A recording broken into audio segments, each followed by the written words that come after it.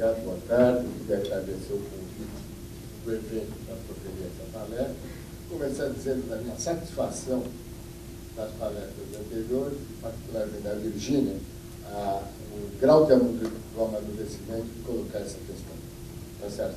Dá para ver que reuso da água é uma coisa para profissionais, não é uma coisa para amadores. Né? Isso é importante. Bom, eu vou falar sobre gestão de demanda de água em edifícios.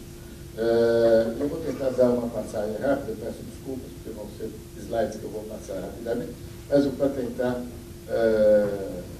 mostrar algumas ideias possíveis. Tá? Eu preparo, então, da gestão em recursos hídricos, muito rapidamente, as estratégias de redução do consumo, né, falando nas questões dos produtos normalizados e das inovações tecnológicas, a questão de modelos de dimensionamento, que mudam totalmente com essa visão moderna de uso racional da água, de gestão da demanda, e a questão de setorização, né? Setorização da demanda.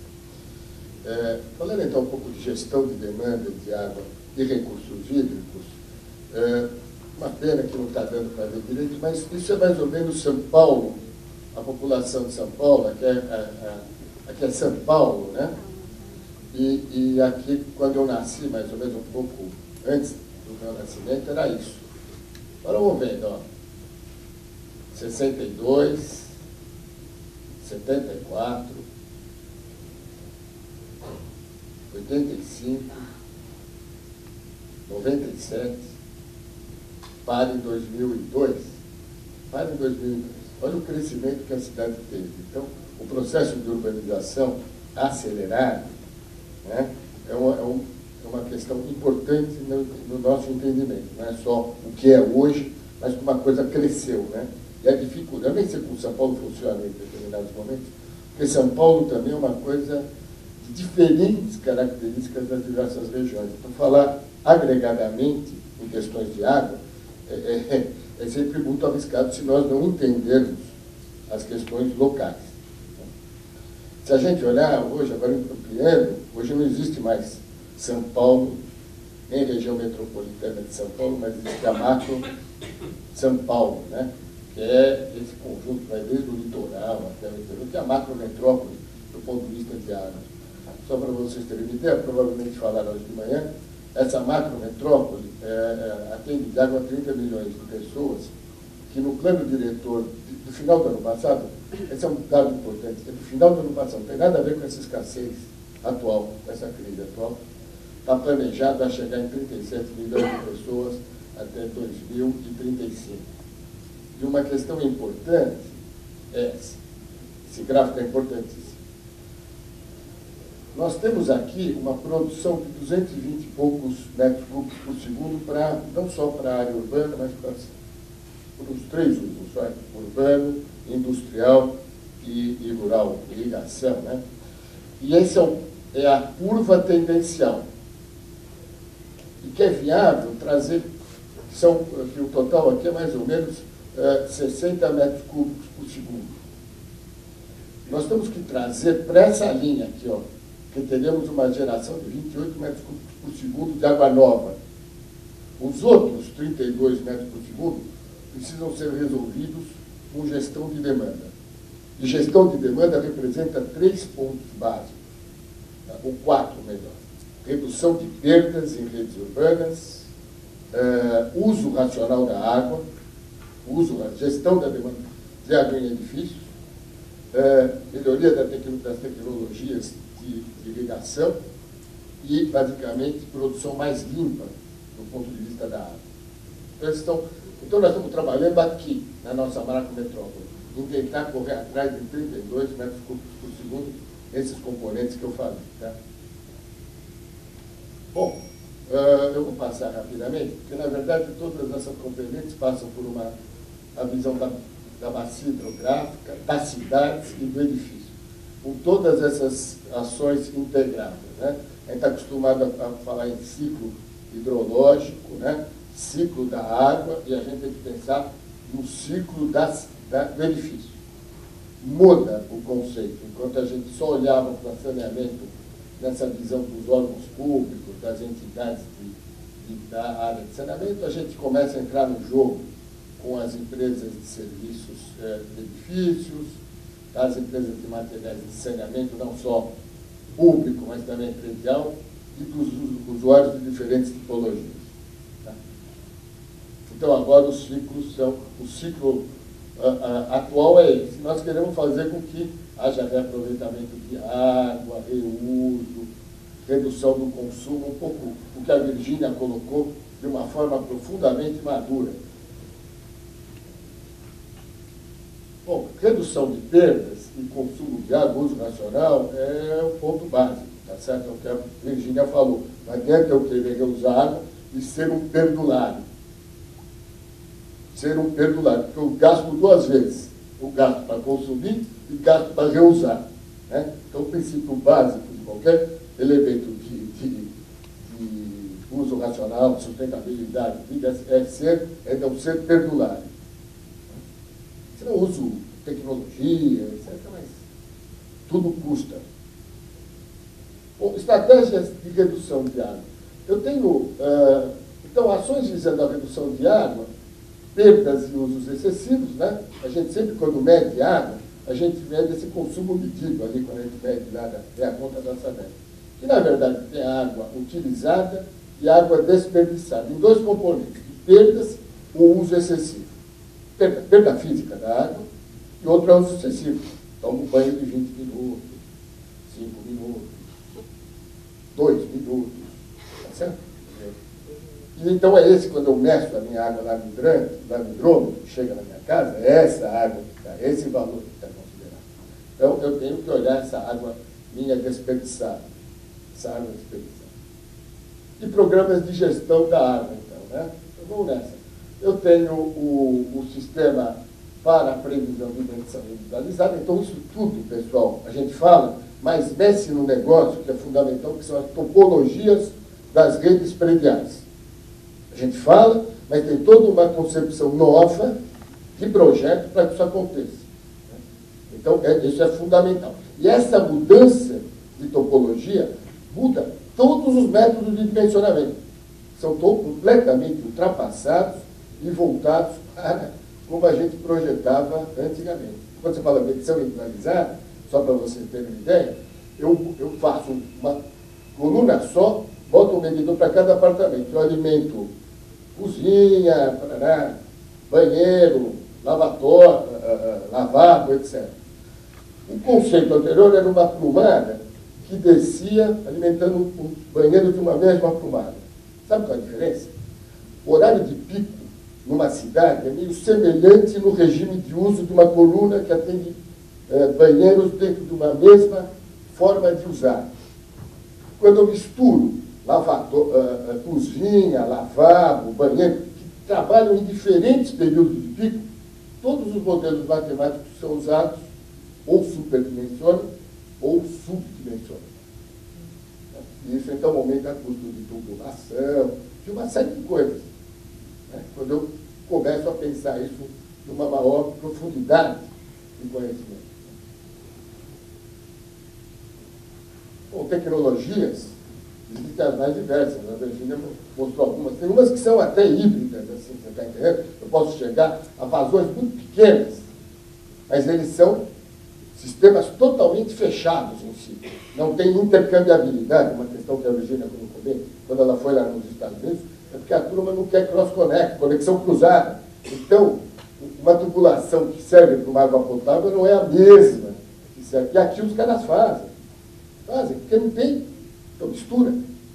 E a gente vive todo mundo, o cara entrando e tentando misturar, tem que tomar cuidado com isso. É por isso que é coisa para profissional. Profissional de projeto, profissional de execução e profissional de operação, principalmente. Que é ali que mora o perigo.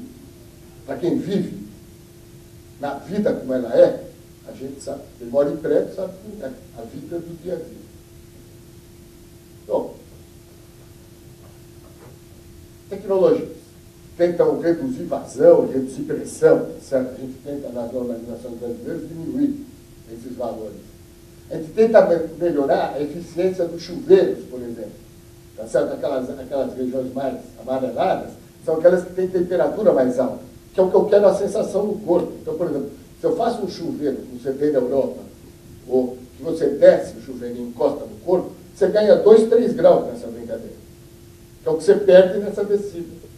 Eficiência energética, eficiência na vazão que eu necessito, tá certo? E tem chuveiros, eu vou passar, tem N possibilidades com pequenas pressões que caírem vazões adequadas. Olha que coisa interessante, eu deixei isso aí, desculpe a qualidade, está ruim mesmo, mas esse é um slide japonês de economia de água, mas não tem nada misturado com água. A mulher japonesa, ela não gosta que escute o barulho dela. Então tem esse dispositivo aqui, olha como é coisa cultural. Lembra que a água é prazerosa, a nossa relação é diferente da energia. A água, a gente tem uma relação prazerosa. Quando o cara fala assim, é importante ter educação sanitária, porque ela é uma educação para a sustentabilidade, porque a água é prazerosa. Se você conseguir passar por uma pessoa essa visão de eficiência de água, uso racional, não ser perturbada, ela vai ser duradoura. Porque aquilo é a base. A gente toma banho, tem uma relação de pele, de contato com a água. Então isso é importante. Olha que interessante. Esse é um pesquisador japonês que testou sem o aparelho ou com o aparelho. Sem o aparelho, as mulheres davam dupla descarga. Na hora que colocou o aparelho, quando ela dava a descarga, ela aperta o botão. Quando ela está assim, ela aperta o botão. Ela aperta e toca uma musiquinha. Na hora que toca a musiquinha, a mulher não dá a segunda descarga. A economia, 38%. Não dá a primeira descarga. É isso. Quando tira... exatamente. Obrigado pela tua lembrança. Deu tudo bem? Então, uso racional da água tem inteligência, tem olhar para a cultura. Cultura local. É importante ter em mente. Nos Estados Unidos, tem até mictório sem água, mictório para mulher. Uma tentativa permanente. Eu sugiro a vocês, é uma coisa interessante para caramba. Tem um site que chama Urinal, ou urinals.com, e dá uma olhada no que tem de tem para homem, tem para mulher, o que tem. Lá às vezes pega, em lugar pega, tem uma tentativa. A maior tentativa de uso nacional da água para mulher é colocar lá Victória. Victória é um negócio econômico pra caramba. Diminui o tamanho de banheiro, que é uma questão de teoria das filas, de dimensionamento de box de atendimento. Banheiro é assim que funciona. Vazão chegando no sistema é assim que funciona. É a teoria das filas. É o mesmo que acontece com box de pedágio, caixa de banco. É essa a modelagem. Esse é o modelo matemático. Bom, a gente tem uma coisa interessante, uma organização setorial para desenvolver produtos. Quando a Virgínia falou, no Brasil nós já avançamos e muito. E os programas de uso racional da água, que começaram na década de 90, se beneficiaram porque a indústria nacional desenvolveu. E desenvolveu ao ponto de ter liderança mundial em desenvolver bacias economizadoras. A ponto de Jundiaí, que é um grande fabricante de louças e metais, ser centro determinante de desenvolvimento de tecnologia. Tá? Então, nós temos o Programa Setorial da Qualidade. É só entrar no site do PDQP, o Reinaldo sabe muito bem, tem lá, desenvolve norma, avança. Agora os caras estão estudando bacias de 4,8.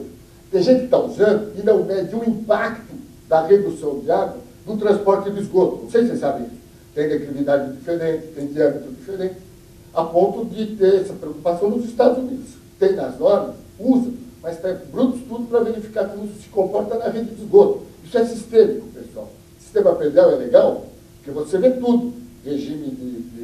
Regime transitório no esgoto. E aí essas coisas não podem não ser negligenciadas, senão a gente comete erros bárbaros. Né? Então a indústria nacional é um show. Desenvolve norma, na BNT, faz um programa de avaliação da conformidade, baixa o nível de não conformidade. Né? Se vocês quiserem ver, já tudo isso está no site do Programa Brasileiro de Qualidade e Produtividade do Ministério da Cidade. Tudo tem disponível, pode entrar, está profundamente bem desenvolvido. Bom, são ensaios que são feitos.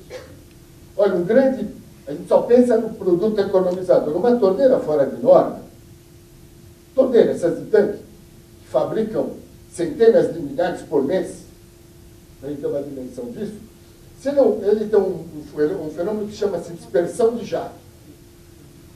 Se o jato faz assim, você não lava a mão assim, nem lava a alface, nem limpa a panela. Esta água ao redor é perdida. E a torneirinha que o cara entra e não pergunta nem se o cara está conforme ou não conforme. Não vai lá, vai e compra.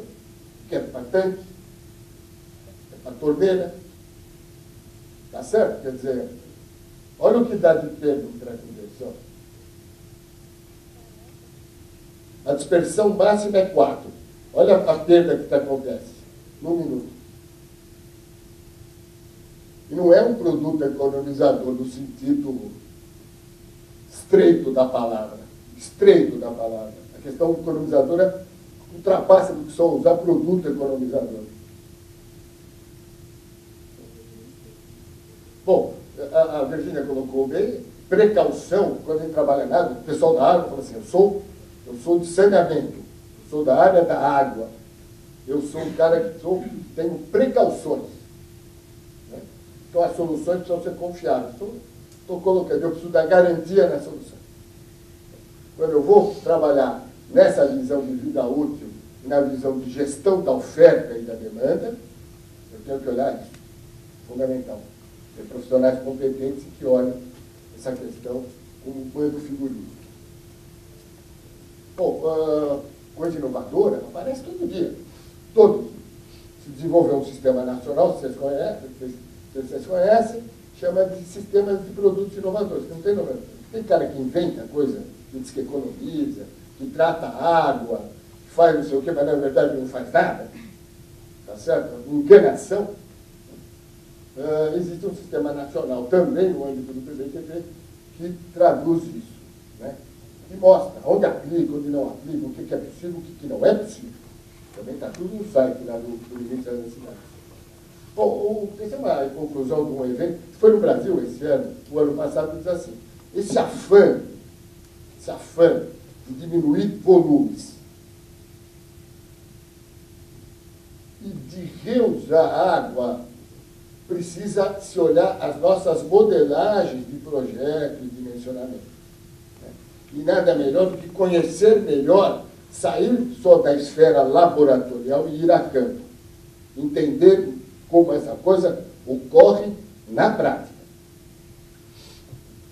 Então, por exemplo, hoje em dia, na bacia de 4.8, toda a fase laboratorial já foi feita. Agora está no momento que se instala lá em conjuntos habitacionais de baixa declividade, de alta intensidade, e verificar como a deposição vai acontecer. Isso vai ser determinante no volume da descarga, como se fez na D6 no Brasil. Aliás, nos Estados Unidos, quando fizeram, eu não sei se vocês estão, foi histórias de fracasso enorme nos programas de rebate americanos. Enorme. A ponto de ter contrabando de bacia de 3,5 galões, 12 litros, qualquer coisa assim, do Canadá para os Estados Unidos, porque a indústria nacional não desenvolveu as bacias.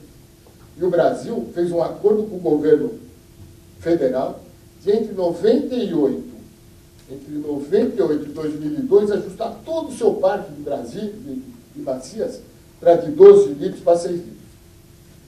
6,8. Fez isso. Não tem etiquetagem. Hoje não tem. Porque questão de economia, de uso de água, de uso eficiente de água, é coisa que tem que entrar na norma do produto. E dá um tempo para a indústria nacional se adaptar. Senão você vai criando bacia. Hoje, preço de bacia é assim: você compra uma bacia Yves Saint Laurent por R$1.000. Mas compra uma bacia que também está servida por R$100. Não tem igual na geladeira que tem de R$600, C, etc. E uma que é A, e custa R$4.000. A diferença devia ser se uma é de aço escovado e a outra é de todas as geladeiras deveriam ser eficientes. Esse é o princípio. Eficiência não é mais só uma coisa de norma não é só uma coisa de funcionalidade, tem que ser também de a funcionalidade ambiental. Então, é assim que vai acontecer na do 4.8. Se 4.8 der resultado, todas vão ser. Todas. Não vai ser assim, 12, 6, 8, como programas de etiquetagem europeus. Tá? Tem tudo. Né? Sabe como é que falam os fabricantes europeus? Falaram assim, em umas feiras que eu vou nos laboratórios, e falam assim, o problema de 4.8, o problema de 4.8 é o seguinte, eu lavo a bacia. Beleza. Eu conheço sueca da década de 70 que lavava a bacia com 3 litros.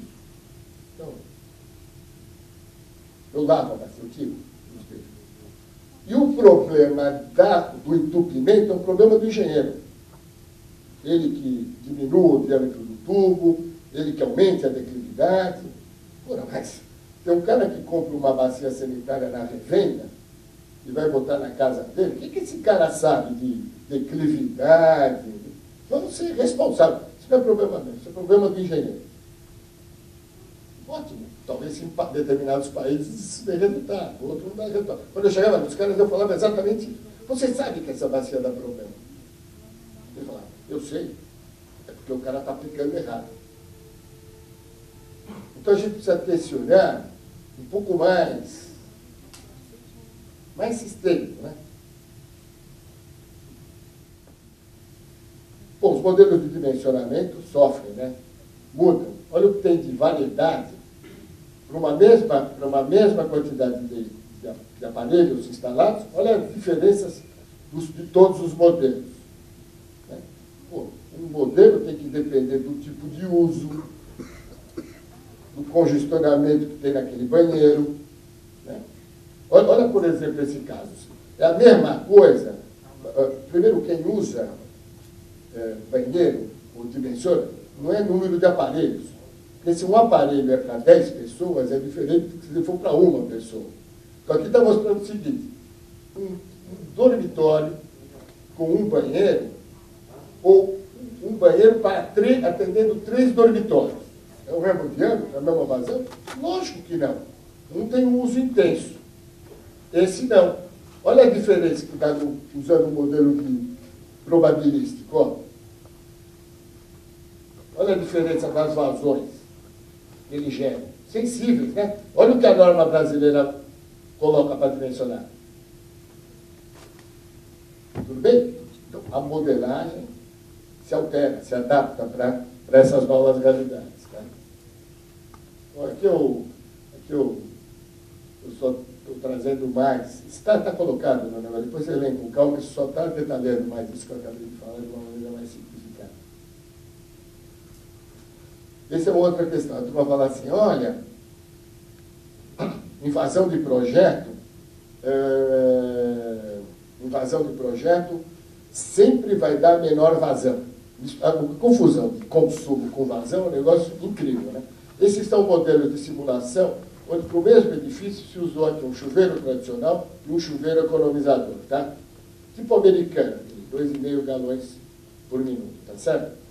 Olha a redução do consumo, ou seja, a integral da curva de vazão, tá certo? Ao longo do dia, deu 19% de redução de consumo. Mas olha que interessante, a vazão máxima num determinado momento, o de cima, o do tradicional, deu menor do que quando foi instalado o economizador.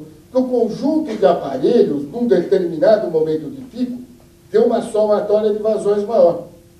Pode acontecer? Pode, coincidência de pico. Isso não quer dizer que a integral da vazão ao longo do dia vai dar uma vazão maior, vai dar um volume maior.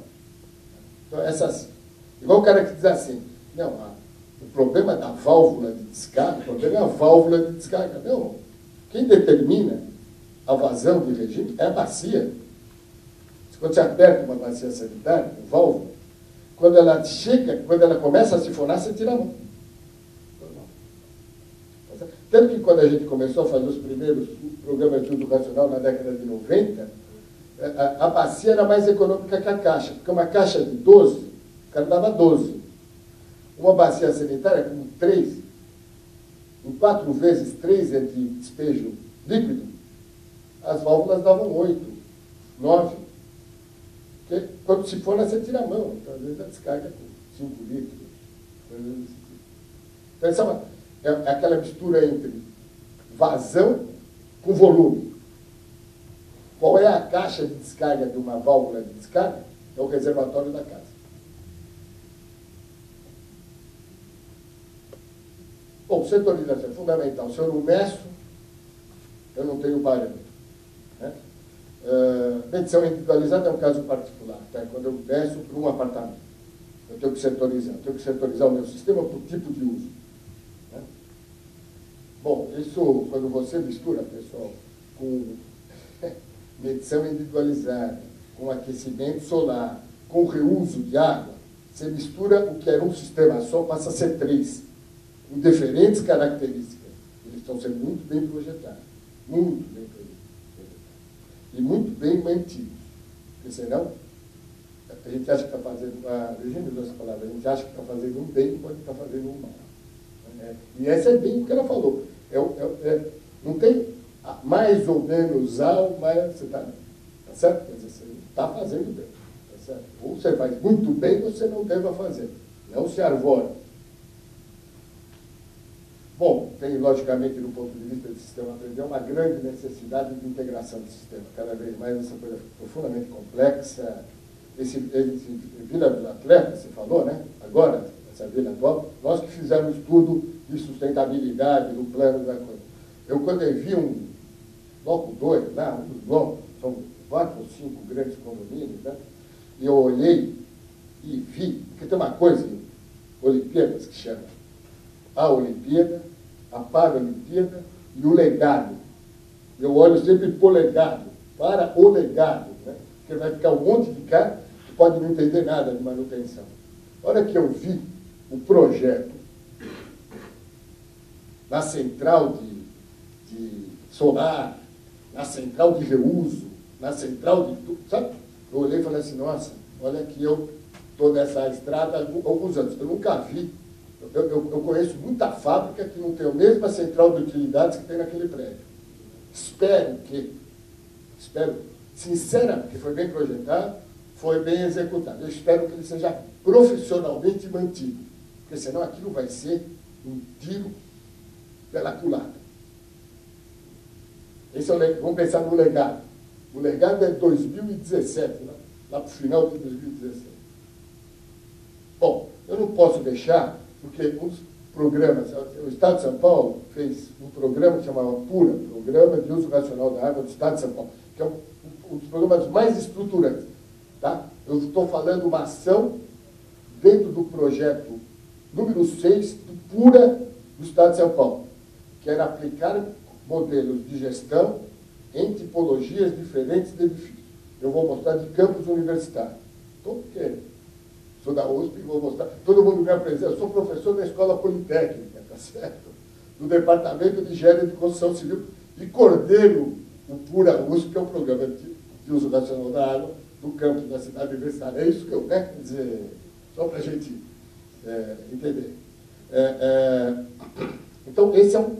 Como na esfera nacional, nós criamos um Programa Nacional de Combate ao Desperdício de Água, que na época não tinha Ministério das Cidades, era ligado ao Ministério do Planejamento. Tá? E aí você tinha o seguinte, aí está o PURA USP, tá, esse é o campo da cidade da USP, é mais ou menos isso, 55 mil pessoas, tá certo? 37 quilômetros de rede. Um minuto. Professora Vera, eu posso?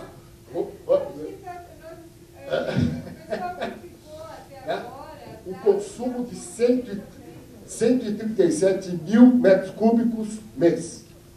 Tá? Esse é o nosso painel de controle. Tudo que está deveria ser vermelho, roxinho aqui para a gente, está desviando do indicador beta. Esse é o mapa que vem para mim, gestor. Esse é o conjunto de setorização da Universidade de São Paulo, tá? Do campus, esse campus. Eu recebo uma vez por mês, e o nosso, a medição é eletrônica, vai lá, né? Então, se tiver um desvio, manda para os caras, a unidade corrige e tal. Eu vou tirar. Esse é um caso que está lá, né? Quando uma economia aí feita no CRUSP, que é o conjunto residencial da universidade. Mas eu vou colocar para vocês, é isso que é o Pura USP. Isso é o que era aproximadamente 137 mil metros cúbicos mês, que caiu para 81 metros cúbicos mês, é mantido. Olha que é a gestão. Ó. Quando fala em gestão, fala em continuidade.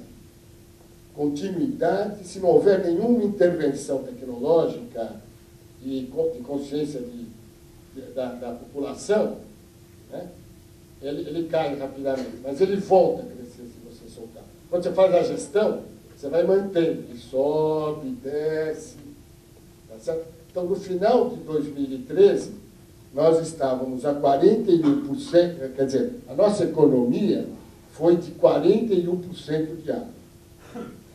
Tá certo? O que isso representa?